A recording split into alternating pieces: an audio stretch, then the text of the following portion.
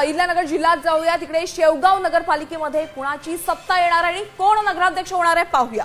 बघा, शेवगावमध्ये भाजपच्या रत्नमाला फाळके या संभाव्य नगराध्यक्ष असतील। शेवगावमध्ये भाजपचे किती नगरसेवक निवडून येतील बघा, अंदाज काय? शेवगावमध्ये भाजपची सत्ता येऊ शकते असा अंदाज आहे आणि 10 शरद पवारांचे राष्ट्रवादी काँग्रेसचे 10 नगरसेवक निवडून येतील आणि संभाव्य सत्ता ही शरद पवारांच्या राष्ट्रवादीचे असेल असा अंदाज आहे। नक्कीच आमचे प्रतिनिधी सुशील थोरात यांनी याबाबत काय अंदाज वर्तवलेला आहे पाहूया।